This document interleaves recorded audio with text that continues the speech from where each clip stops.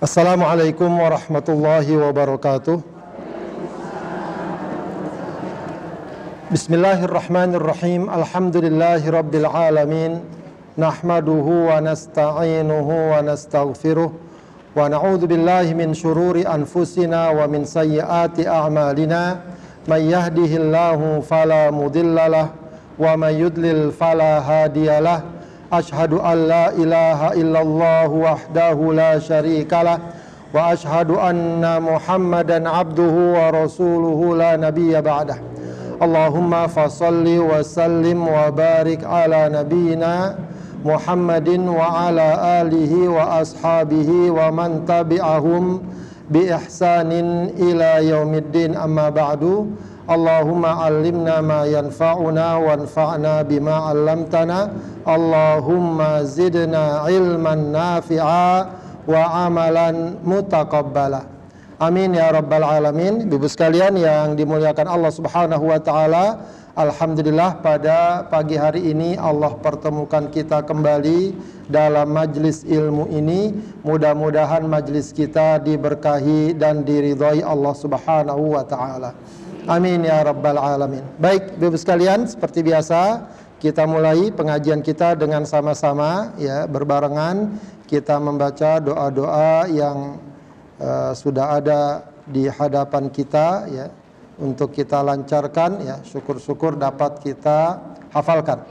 Baik, kita baca sama-sama. Allahumma inni abduka ibnu abdika, bareng-bareng, ibnu amatika nasiyati biyadik madin fiya hukmuk adlun fiya qada'uk as'aluka bikulli ismin huwa laka sammaita bihi nafsak aw 'allamtahu ahadan min khalqik aw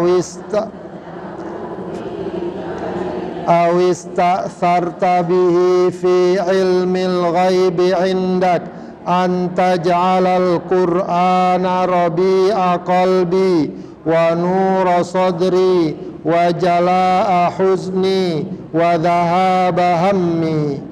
Rabbi auzi'ni an ashkura ni'mataka allati an'amta alayya wa ala walidayya wa an a'mala salihan tardahu wa aslih li fi dhurriyyati inni tubtu ilaika wa inni minal muslimin.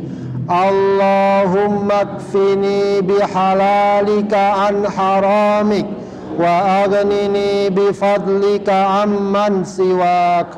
Allahumma inni as'alukal afiyah fid dunya wal akhirah. Allahumma inni as'alukal afwa wal afiyah fi dini wa dunyaya wa ahli wa mali. Allahumma astur awrati wa amin rawati. Allahumma ahfazni min bayni yadayya wa min khalfi wa an yamini wa an shimali wa min fawqi wa a'udzu bi'azamatika an ughtala min tahti. Allahumma ij'al fi qalbi nura wa fi basari nura wa fi sam'i nura wa an yamini nura wa an yasari nura wa fawqi nura wa tahti nura wa amami nura wa khalfi nura waj'al li nura. Yang namanya Bu Nur banyak dipanggil tuh tadi. Baik, ibu-ibu sekalian yang dimuliakan Allah Subhanahu wa taala, kita akan lanjutkan kajian kita membahas tafsir surat An-Nur ya. Kita sekarang masuk pada ayat 42 ya Bu ya. Perhatikan ayatnya ya, buka mushafnya biar bisa lihat satu demi satu kalimat atau kata-kata yang terdapat dalam ayat tersebut, ya, sehingga kita lebih, ya, dapat memahami ayat-ayat dalam Al-Qur'an. A'udzubillahi minasyaitonir rajim. Bismillahirrahmanirrahim. Walillahi mulkus samawati wal ard. Wa ilallahil masir. Betul itu? Baik, walillahi mulkus samawati wal ard, ya, dan milik Allah, ya, walillahi mulkus samawati wal ard, ya, kerajaan langit dan bumi, ya, segala apa yang ada di langit dan bumi, kekuasaannya, kepemilikannya, ya, semuanya itu pada hakikatnya adalah milik Allah, berada di bawah kekuasaan Allah, ya,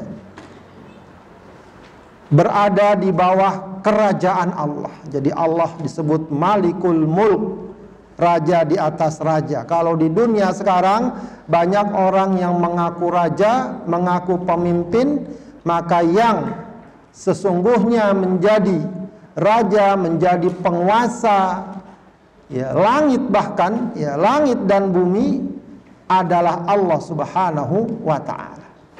Ya, dan tentu saja Allah tidak hanya sebatas bahwa dia raja, dia penguasa, tidak. Allah mengatur, menyayangi, memberi rizki, menurunkan hujan, dan seterusnya. Begitu, ya. Wa ilallahil masir, dan hanya kepada Allah lah tempat, apa Bu, al-masir, apa, tempat kembali, ya. Allah adalah tempat kembali. Maka ini hendaknya mengingatkan kita sebagai seorang muslim untuk terus memperkuat keyakinan kita bahwa hanya Allah yang berkuasa di alam ini. Tidak ada selain Allah yang berkuasa, hanya Allah sendiri.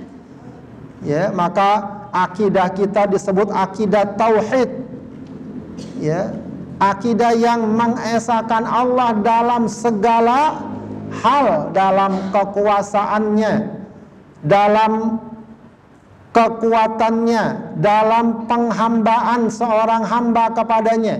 Tidak boleh kita duakan, tidak boleh ada keyakinan ada selain Allah yang berkuasa. Dan ini juga pada gilirannya, Ibu sekalian, pada akhirnya harusnya membuat kita semakin apa? Bergantung, bersandar, selalu memohon kepada Allah. Ya, setelah tentu saja kita beribadah dan taat kepada Allah Subhanahu wa ta'ala. Maka jangan sekali-kali kita bergantung sama selain Allah, menyerahkan nasib dan memasrahkan diri kita kepada selain Allah. Ya, itu merupakan salah satu bentuk kesyirikan kalau hal itu kita lakukan. Ya, maka hati-hati dengan sikap-sikap yang mengarahkan kita untuk bergantung kepada selain Allah Subhanahu wa ta'ala, baik terang-terangan atau kadang samar-samar. Ya, datang orang kepada kita, ya, lalu kemudian menawarkan, ini cincin kalau ente pegang, ya, pokoknya gitu, ya, selesai segala urusan. Nah, itu bahaya.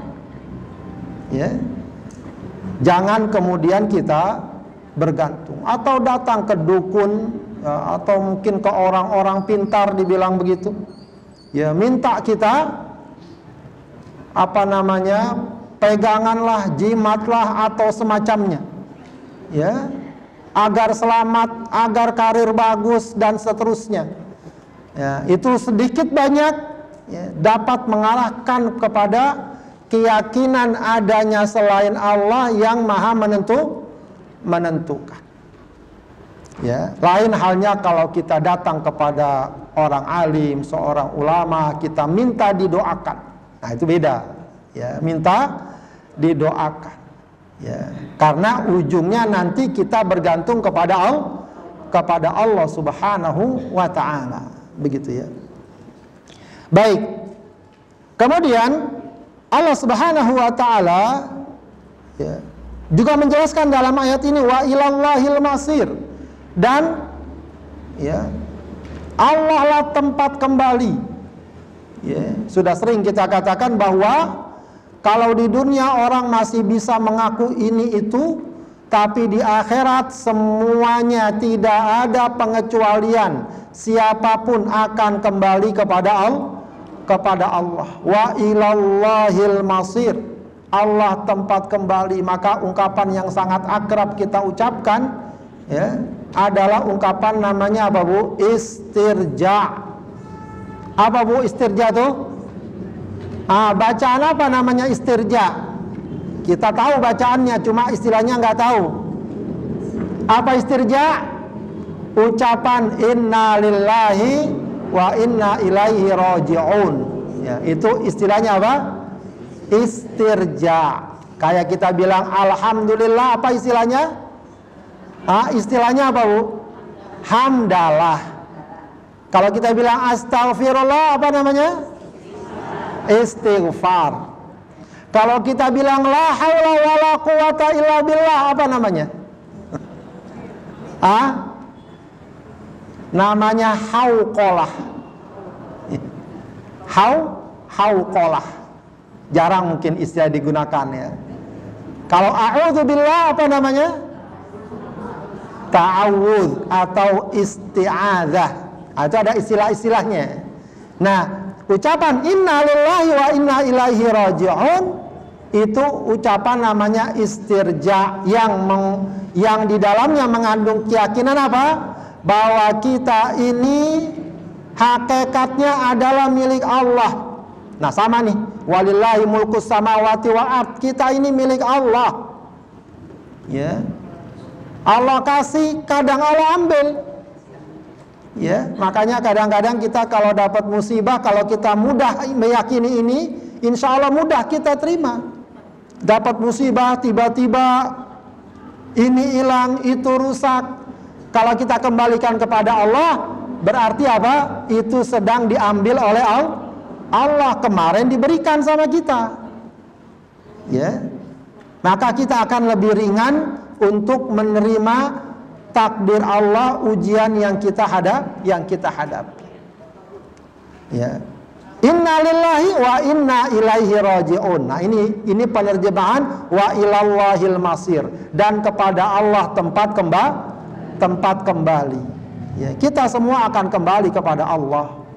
Ya, kita semua akan menghadap Allah, siapapun tidak terkecuali. Ya, tidak terkecuali. Maka selalu persiapkan diri kita untuk menghadapi saat-saat kita semua dikembalikan kepada Allah, ditanya, dihisab, ditimbang setiap amal kita yang besar maupun yang kecil.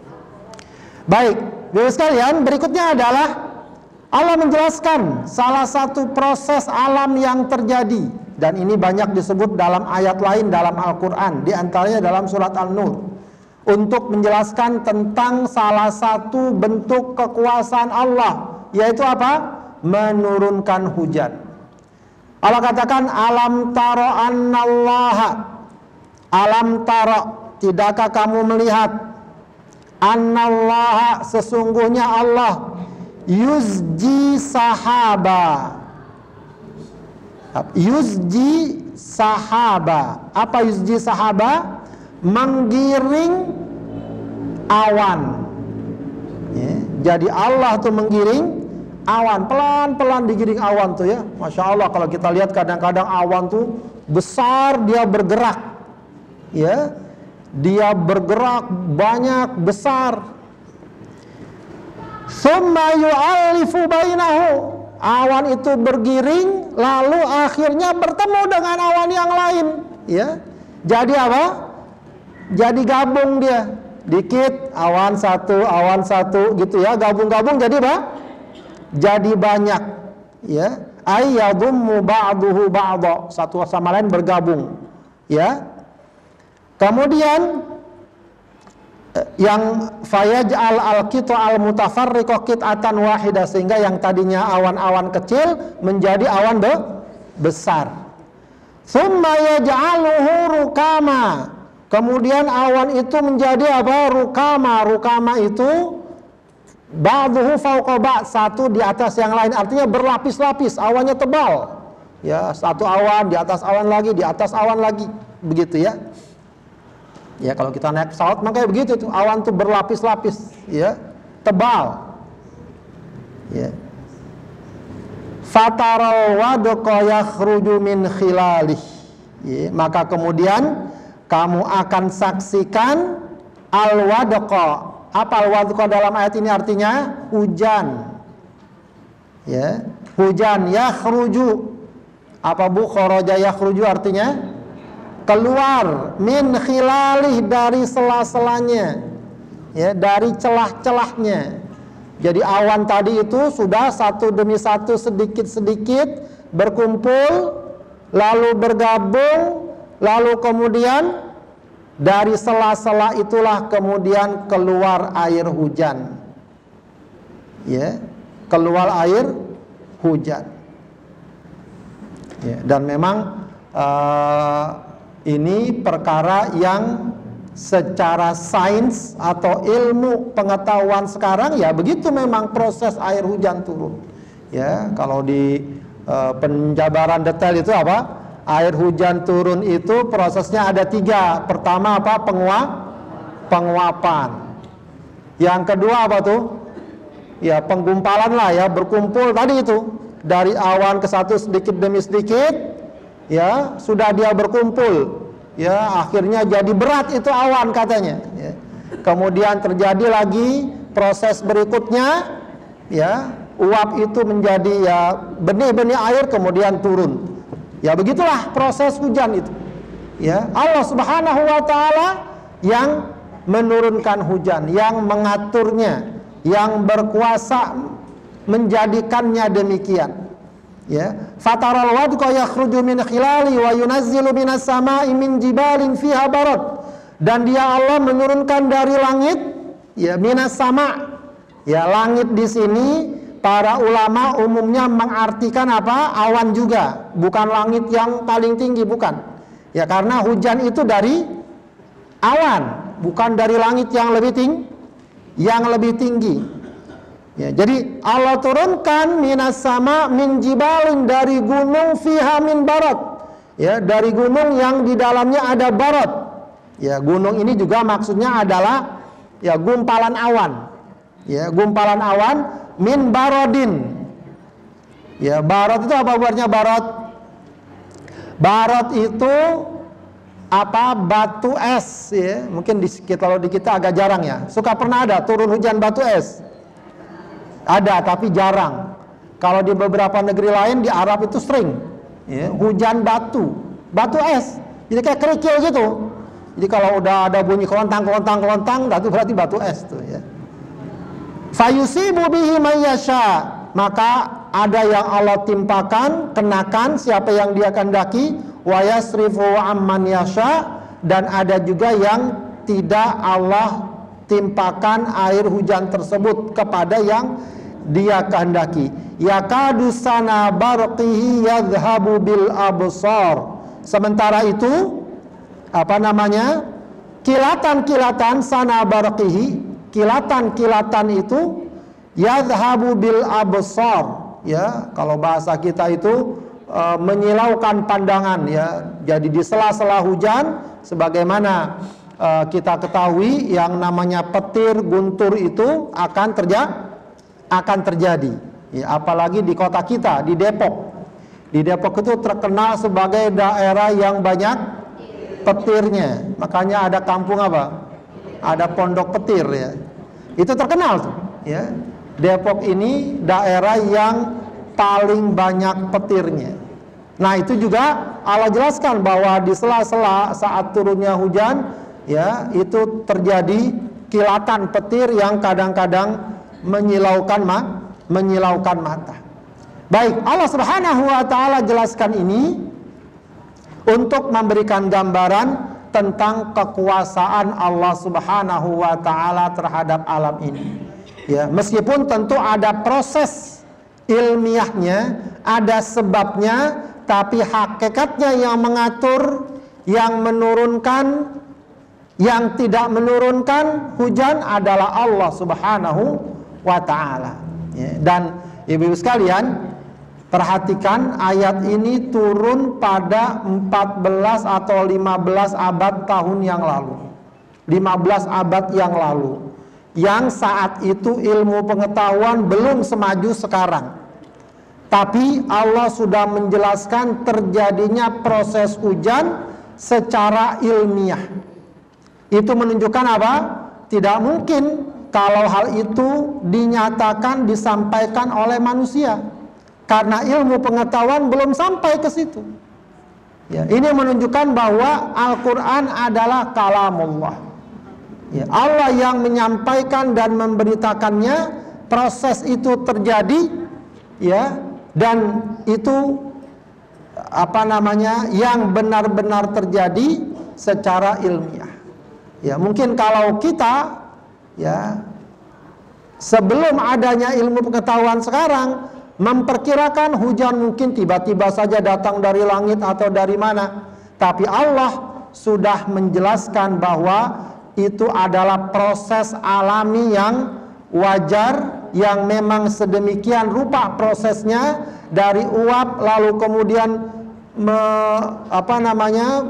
tersimpan di awan, lalu awan menyatu satu sama lain, maka kemudian ya terjadilah hujan. Ya. Ini sekali lagi semakin menguatkan kita bahwa Al-Quran adalah kalamullah.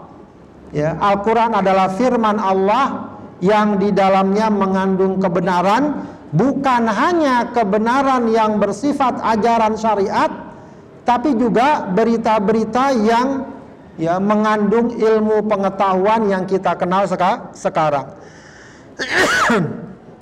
Kemudian Allah katakan yuqallibullahul laila wan nahar.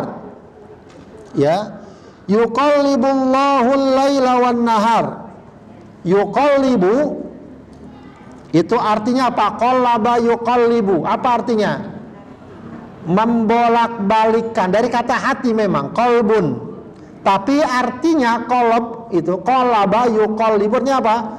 Dibolak-balikkan, diputar atau dirubah-rubah. Ya, makanya hati dikatakan qalbun. Kenapa? Karena suka berubah-ubah. Summiyal qalbu litaqallubihi. Hati itu suka berubah-ubah, kadang senang, kadang enggak senang.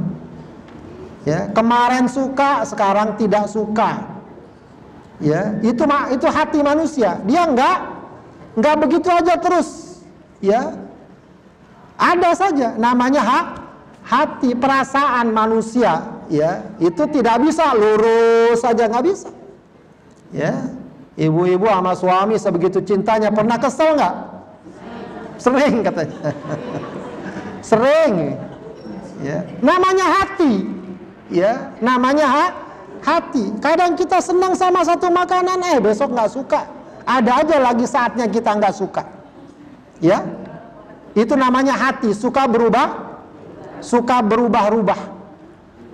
Ya. Makanya kita minta tuh sama Allah, khususnya soal keimanan, jangan sampai berubah, ya, agar iman kita tetap istiqomah, ya, karena banyak dalam kehidupan kita lihat orang yang berubah-ubah. Kemarin beriman, sekarang tidak mau beriman. Kemarin nutup aurat, sekarang tidak mau menutup aurat. Itu karena apa? Hatinya berubah-ubah. Ya. Nah, di sini Allah katakan yuqallibullahul laila wan nahar. Allah mengganti malam dan siang, ya, terus setiap hari malam siang. Ya. Ya, ini karena kita setiap hari ngelihatnya seakan-akan perkara biasa, padahal ini perkara luar biasa. Ya. Coba bayangin, sekarang ada lampu, tadi nggak ada, gelap. Ya. Kerasa nggak? Kerasa, padahal setiap hari di sekeliling kita alam ini gelap, lalu kemudian datang siang menjadi terang. Ya. Itu kalau kita mau cari colokan listriknya di mana? Nggak ada, susah. Bukan cuma satu kota, satu negara, satu dunia, atau satu wilayah terang. Ya, nggak perlu pakai listrik, nggak perlu bayar PLN. Allah kasih terang. Nanti kemudian Allah kasih gelap. Itu sebenarnya fenomena yang luar biasa. Cuma kita ini sudah kebiasaan, jadi merasa biasa saja. Apa saja Ibu? Kita tiap hari, ya. Bagi sebagian orang, masya Allah, ya. Sekarang nih kita bisa ngaji di sini, ngumpul di sini.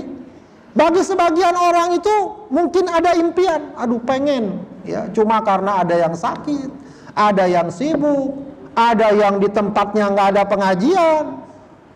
Bagi mereka itu menjadi impian, ya, atau sesuatu yang luar biasa. Kita itu masih menganggap ya, karena udah biasa melakukan. Jangankan itu, kita bangun tidur dengan sehat, itu sesuatu yang luar biasa. Tubuh kita itu sesuatu yang luar biasa, yang sebenarnya kalau dipikirkan dan direnungkan, semuanya menunjukkan keagungan dan kebesaran Allah. Makanya di sini dikatakan, inna fi dzalika la'ibratan liulil absar.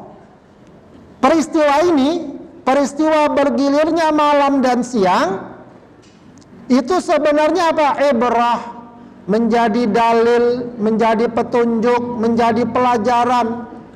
Liulil absar, bagi orang yang ya, melihat, bagi orang yang pandai, bagi orang yang mau menyaksikan kekuasaan Allah.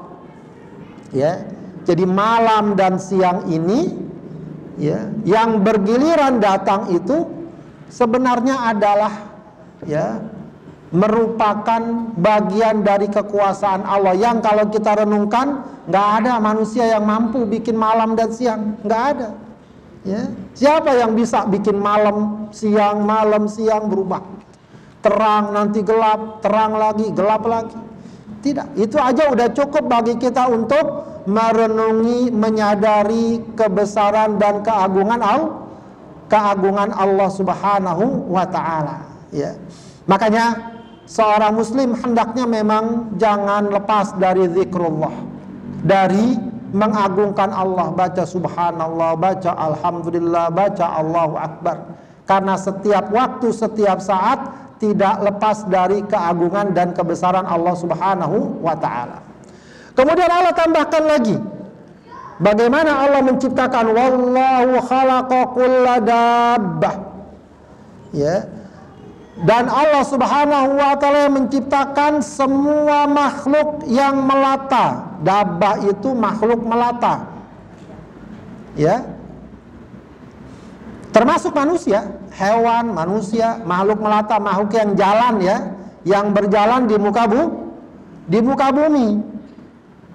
Ya, meskipun dabbah kadang-kadang lebih diartikan hewan juga, ya, tapi juga diartikan secara umum semua makhluk yang berjalan di muka bumi termasuk manusia. Ya, di sini adakan hewan, ya. Dan Allah menciptakan setiap hewan atau setiap makhluk yang melata mimma'in, dari air. Ya, dari air di sini apa maksudnya, Bu? Dari air mani. Ya, dari air mani. Ya, Allah ciptakan tuh dari sebuah proses pembuahan. Ya, walau hewan sekalipun mereka ada proses itu. Ya, mimma'in, ainutfatin. Faminhum man yamshi ala batnih. Ada di antara makhluk Allah yang Allah ciptakan berjalan dengan perutnya, nggak punya kaki dia. Ya, seperti apa? Ya, ulat, ular, ya, apalah serangga-serangga tuh ada yang, ya, yang apa jalannya itu? Pokoknya jalannya gitu dah, ya, ngesot. Kalau orang Depok bilang yang ngesot. Bukan suster ngesot, bukan. Baik, ya. Berjalan di atas perutnya seperti ular, ya, atau serangga-serangga ada, ya. Wa minhum man yamshi ala rijlain. Ada hewan yang berjalan dengan 2 kaki. Ya, manusia termasuk nih ya. Manusia, ayam, burung itu kakinya 2. Wa minhum man yamshi ala arba. Ada yang berjalan dengan 4 kaki, ya, kambing, sapi, onta dan seterusnya. Kal bahaim wal an'am. Yakhluqullahu ma yasha. Allah ciptakan makhluknya apa yang Dia kehendaki. Innallaha ala kulli syai'in qadir. Sesungguhnya Allah berkuasa atas segala sesuatu. Ya, Allah berkuasa atas segala sesuatu. Ya. Kemudian Allah katakan lagi, ya. Walaqad anzalna ayatim mubayyinat. Dan sungguh telah kami turunkan ayatim mubayyinat. Ya. Dan sungguh telah kami turunkan ayat jama dari ayah. Ayat dari segi bahasa apa artinya, Bu? Ayat dari segi bahasa apa artinya? Kita taunya ayat Al-Quran aja. Ayat itu dari segi bahasa artinya tanda. Tanda atau alamah. Kalau bahasa Arabnya ya, alamah, tanda. Nah, yang tadi kita baca ayat-ayat sebelumnya, Allah turunkan hujan, Allah ciptakan malam dan siang, Allah ciptakan makhluk melata, ada yang berjalan dengan perutnya, ada yang 2 kaki, ada yang 4 kaki. Itu juga ayat juga, tanda juga. Ya. Tanda apa?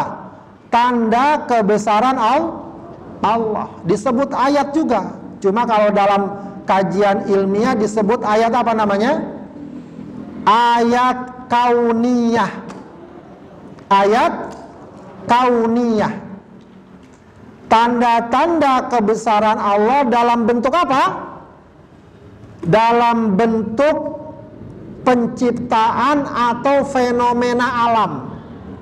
Ya, jadi turunnya hujan, adanya hewan dengan segala macam, tubuh kita, malam, siang, benda-benda antariksa, itu semua adalah ayat-ayat kauniyah. Maksudnya apa? Tanda-tanda adanya dan keagungan kebesaran Allah dalam bentuk apa?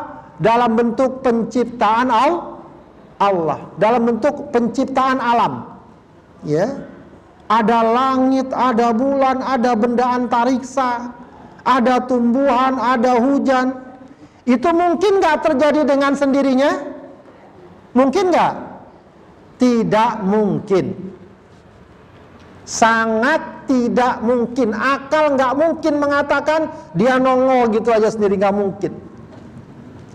Pasti ada yang menciptakan, pasti ada yang mengatur.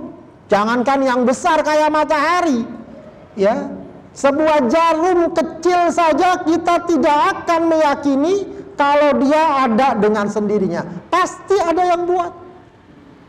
Nah, kalau turun hujan, kalau kemudian ada tumbuh-tumbuhan, malam berganti siang, siang berganti malam, mungkin nggak terjadi dengan sendirinya? Tidak mungkin. Nah, itu namanya ayat Allah, ayat kauniyah, begitu ya? Ya, itu juga penting kita pelajari. Makanya orang kalau diiringi rasa iman, memperhatikan ayat-ayat kauniyah, apalagi kalau dia belajar, ya kalau dia belajar misalnya astronomi, wah luar biasa itu. Kita yang baca aja ya, itu ternyata Bu, ya kita yang baru kita kenal mungkin baru kita lihat matahari yang paling besar, yang paling jauh kita lihat matahari atau bulan. Ternyata matahari bulan itu cuma kecil saja dibanding planet lain yang jauh lebih besar. Ada lagi yang lebih besar, bahkan ada yang ya jaraknya dengan bumi itu dikatakan perjalanan cahaya berapa gitu ya, berapa ribu kilometer dan bukan kilometer patokannya, perjalanan sekian tahun cahaya. Ya luar biasa. Itu semuanya ciptaan Allah. Ya, menunjukkan kebesaran dan keagungan Allah. Ya. Nah, selain ayat kauniyah, ada juga ayat kauliyah. Tanda kebesaran Allah dalam bentuk apa? Firmannya. Kaul itu firman. Ucapannya, kalamnya. Ya. Nah, Al-Quran ini disebut ayat kauliyah. Maka disebutnya sebagai ayat ini, surat ini, gitu kan. Ayat ini, surat ini, itu namanya ayat kauliyah.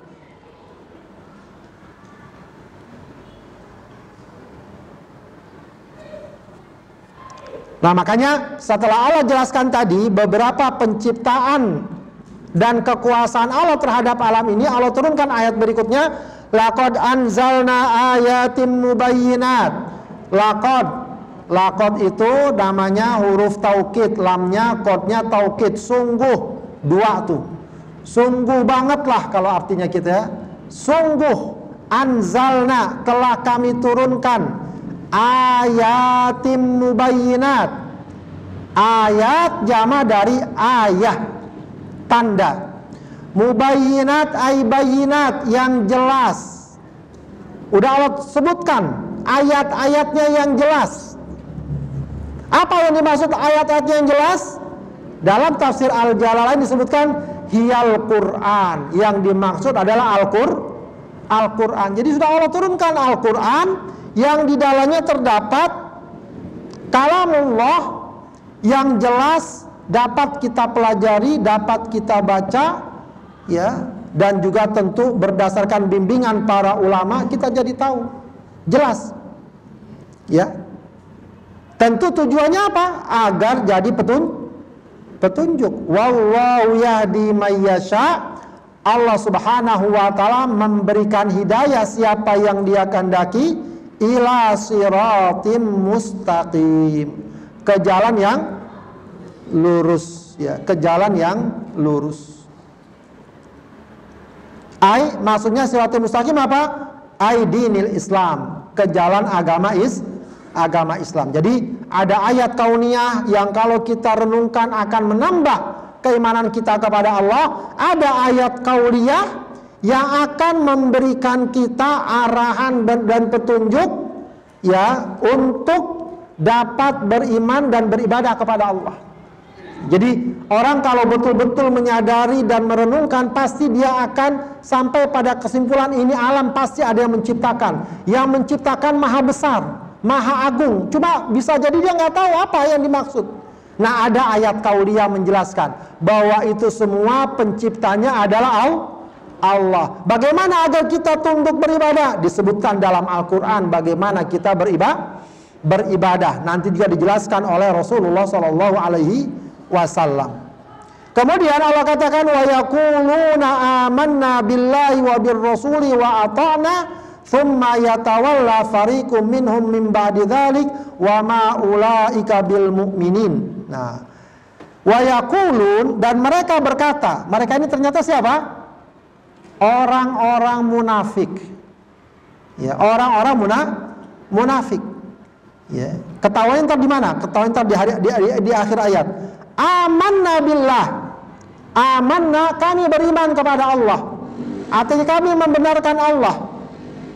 Wa bir rasul, dan juga beriman kepada Rasul.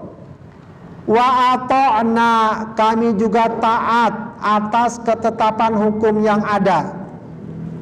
Ketetapan hukum yang ada. Jadi orang munafik mengakui, menyatakan kami beriman kepada Allah, kami beriman kepada Rasul, dan kami taat. Ya. Nah, kemudian cuma masalahnya itu cuma sebatas omongan saja. Atau juga bisa diartikan itu cuma kalau ada maunya, kalau sesuai seleranya. Kemudian yang terjadi apa? Tsumma yatawalla, lalu kemudian mereka berpaling, fariqum minhum, segolongan dari mereka, mim ba'di dzalik, sesudah itu. Wa ma ulaika bil mu'minin, mereka orang-orang yang berpaling itu bukanlah orang-orang yang beriman. Ya, orang-orang yang beriman. Ya, jadi kenapa mereka dikatakan bukan orang yang beriman, orang munafik? Ya, apa Bu munafik itu definisinya? Munafik definisinya apa? Kalau dalam bab akidah apa munafik definisinya? Ya.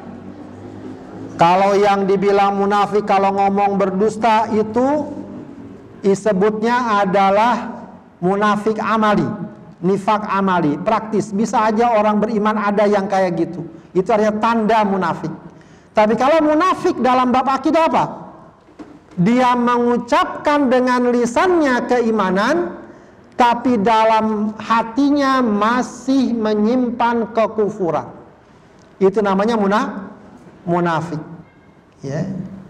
Dalam lisannya dia ngomong saya beriman kepada Allah. Kalau bahasa sekarang dia ngomong saya bersyahadat tiada Tuhan selain Allah, Nabi Muhammad Rasul. Lisannya begitu. Tapi dalam hatinya dia masih meyakini misalnya Tuhan A, Tuhan B sebagai Tuhannya. Dia masih meyakini agama ini, agama itu sebagai agamanya. Itu namanya munafik. Ya. Hanya masalahnya kita nggak tahu isi hati seseorang. Paling kelihatan tanda-tandanya.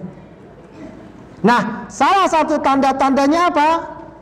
Ya, mereka suka berpaling dari ajaran Allah. Khususnya kalau ada hal-hal yang dirasa memberatkan mereka. Nah, ini yang agak harus kita waspada. Ya, jangan sampai kita cuma mau yang enak-enak doang, atau yang ringan-ringan, atau yang cocok sama selera kita. Giliran ada ajaran yang menyatakan A dan kita tidak sesuai dengan selera kita, kita nggak mau. Tidak. Seorang muslim hendaknya menerima, beriman kepada ajaran Allah, menerimanya dengan sepenuh hati, dan semua ketentuan yang telah Allah tetapkan, ketetapan Rasulullah Shallallahu Alaihi Wasallam. Tidak pilih-pilih, ya, tidak ya menimbang-nimbang. Oh ini cocok, oh ini saya senang, oh ini untung, oh ini bikin saya rugi. Oh tidak. Selagi itu ajaran Allah, maka kita katakan sami'na wa ata'na. Ya. Baik sekarang, nanti, ke depan nggak berubah. Orang munafik tidak, awalnya ngaku dia. Ya, tapi di tengah perjalanan mereka berubah. Nah, ini yang tidak boleh terjadi. Baik Ibu sekalian, sampai di sini dulu bahasannya. Kita lanjutkan insya Allah pada pertemuan berikutnya. Ya, mudah-mudahan apa yang kita pelajari, ayat-ayat Allah yang kita pelajari dapat kita pahami dengan baik dan dapat kita jadikan sebagai pegangan dan pedoman. Ya, sebelum saya tutup, kita ingatkan bahwa kita sekarang ada di akhir bulan apa sekarang Bu? Bulan Zulqa'dah. Ya, kalau enggak lusa atau lusanya lagi kita akan masuk bulan apa? Zulhijjah. Itu kita berarti akan memasuki hari-hari yang mulia. Dikenal dengan apa Bu? Dengan 10 hari pertama bulan Zulhijjah. Itu hari yang mulia. Bahkan ada yang mengatakan lebih mulia dari hari-hari Ramadan. Ya, cuma memang tidak terlalu populer. Sebab Rasulullah mengatakan apa? Tidak ada hari yang amal soleh di dalamnya lebih Allah cintai selain 10 hari bulan Dzulhijjah ini.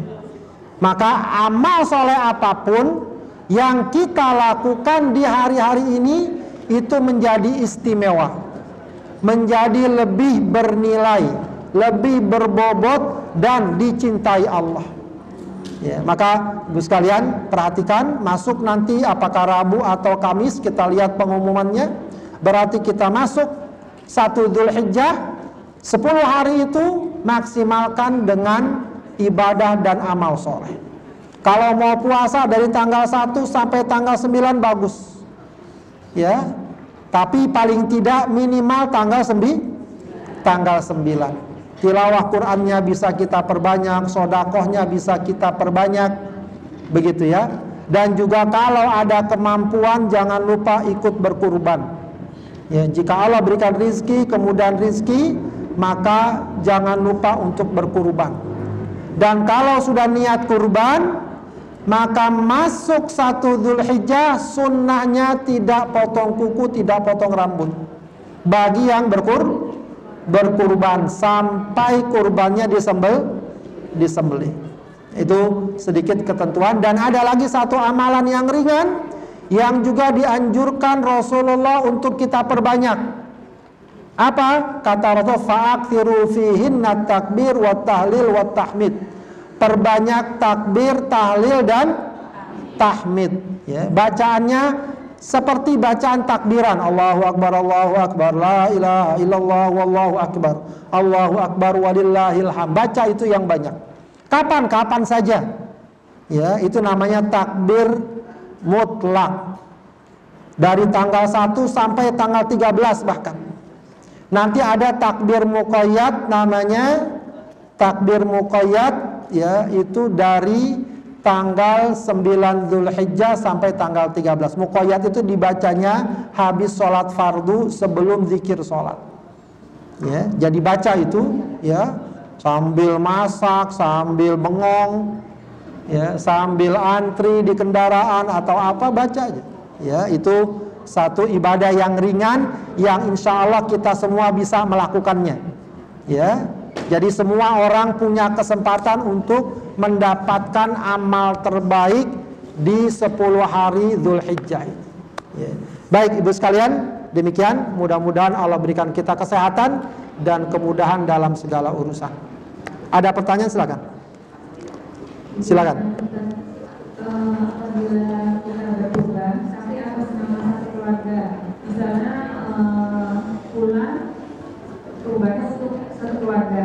Nah itu kan tadi kan kita tidak boleh memotong kuku dari tanggal 1 sampai dengan tanggal 9. Apakah anggota keluarga yang lain juga tidak dibolehkan memotong kuku atau yang mengeluarkan waktu kurban itu saja? Baik, yang disebut kurban untuk satu keluarga, sebenarnya kurban tetap untuk satu orang, bukan untuk satu keluarga. Tapi dia bisa meniatkan untuk keluarga yang bersamanya. Jadi tetap kurban itu untuk si fulan. Paham gak Bu? Jadi kurban, katakan Pak Muhammad, tahu Pak Muhammad kurban, ini kurbannya Pak Muhammad. Bukan kurbannya keluarga Pak Muhammad, bukan. Misalnya seekor kambing berkurban, seekor kambing, berarti ini kurbannya Pak Muhammad. Cuma memang Pak Muhammad bisa meniatkan atau menyertakan keluarganya. Ya Allah, ini kurban saya dan keluarga saya. Berarti yang kurban Pak Muhammad, yang berlaku hukumnya Pak Muhammad saja. Yang tadi ada sunnah tidak potong kuku, tidak potong rambut, itu hanya Pak Muhammad saja, bukan semua keluarga. Misalnya anggota keluarga ini karena memang nggak cukup, masing-masing donasi. Bapaknya katakan 1 juta, ibunya 1 juta, anak-anaknya patungan jadi 1 juta, dapat 3 juta. Ya, beli seekor kambing itu bukan kemudian kurbannya untuk satu keluarga, bukan. Tetap kurbannya atas nama satu orang. Jadi tetap ditentukan ini kurban siapa nih? Bapaknya. Udah. Kurban Pak Muhammad tadi. Ya, yang lain berarti istilahnya apa? Nyumbang buat kurban bapaknya. Jadi yang berkurban tetap satu orang. Cuma memang dia bisa menyertakan keluarganya, ya. Wallahu a'lam. Jadi yang berlaku adalah yang orang yang ditetapkan untuk berkurban. Wallahu a'lam. Silakan Bu.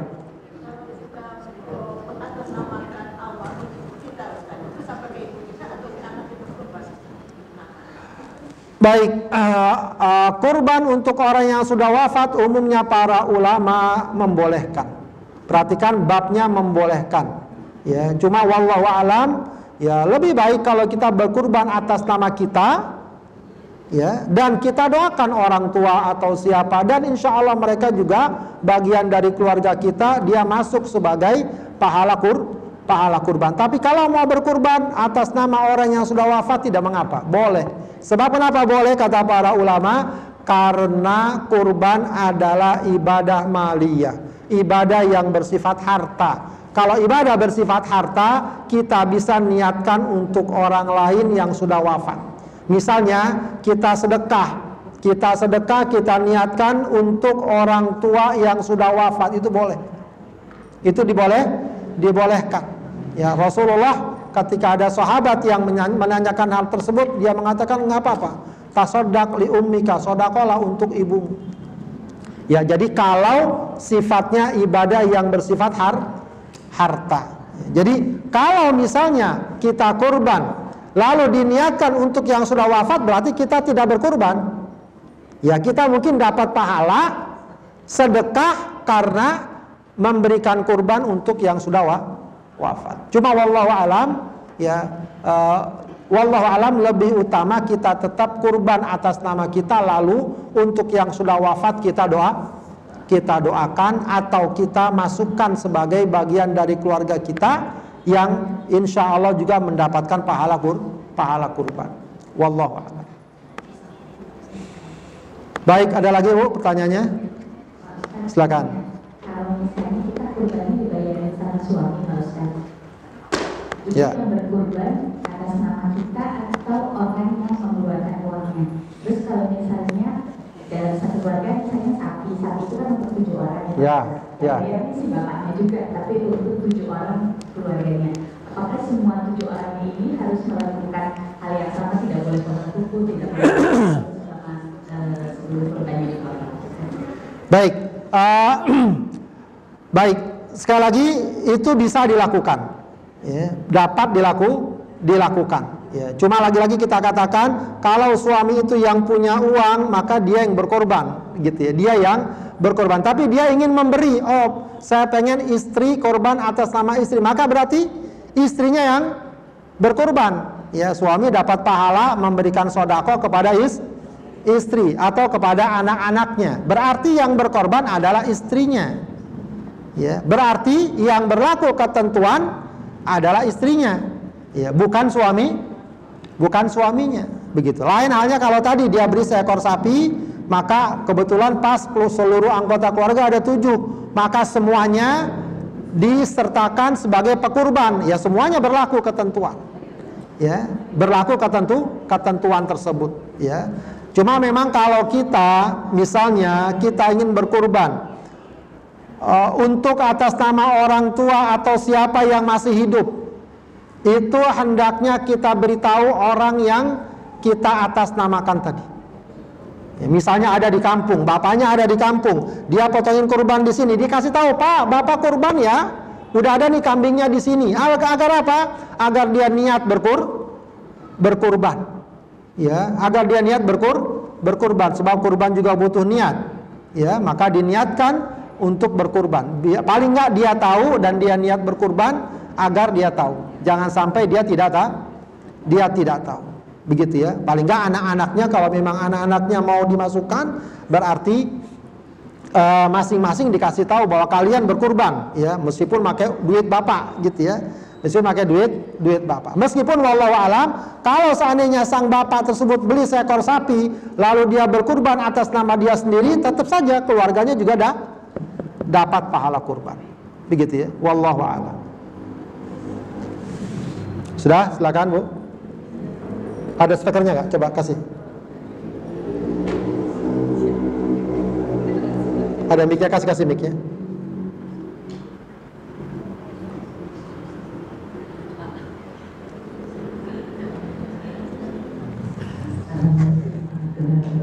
Assalamualaikum warahmatullahi wabarakatuh. Silakan. Yang saya tanya, keponakan saya menerima uang zakat mal dari omnya. Nah, kebetulan itu untuk keperluan yang kebutuhan dia, kayak demikian dan lain-lain. Dia nerima uang sebagai zakat mal dari omnya. Omnya bilang itu zakat. Iya. Oke. Uang zakat. Oke, ya, terus? Bulan puasa, gitu kan. Terus kebetulan uangnya itu lumayan besar, jadi kebetulan dia keponakan saya ini misalnya dia kepingin berkurban, apakah dulu dari uang zakat itu Dia pengen apa, Bu? berkurban? Oh, mau berkurban. Apakah boleh uang dari zakat mal itu dipakai untuk berkurban? Baik. Ya, orang menerima zakat lalu dia pakai uang zakatnya untuk berkurban. Pada dasarnya orang kalau udah menerima zakat, uang itu jadi milik dia. Terserah dia mau apakan, terserah, sepanjang tentu saja penggunaannya halal dan benar. Ya. Jadi kalau dia menerima uang zakat dari siapapun, dari pamannya kah, dari orang lain, lalu uang zakat itu mau dia beli ini, beli itu, termasuk beli hewan kurban, tidak masalah. Boleh saja, ya bagus malah. Ya berarti dia gunakan uang tersebut untuk jalan kebaikan. Jadi tidak mengapa menggunakan uang yang mungkin tadi diberikan dari pamannya, ya kebetulan uang zakatnya cukup besar dan dia berikan hewan kurban, itu tidak mengapa, itu bagus. Ya. Wallahu a'lam. Kan kalau di kebetulannya melayani masjid itu satu sapi kan 7 orang, dia mendaftar kan 1 atas nama dia. Apakah itu juga dia harus berniat sendiri atau gimana? Ya, niat sendiri dan nanti bisa dia sertakan, saya niat ini kurban untuk saya dan juga nanti keluarga saya. Bisa, sama-sama. Ada lagi yang lain? Sudah cukup?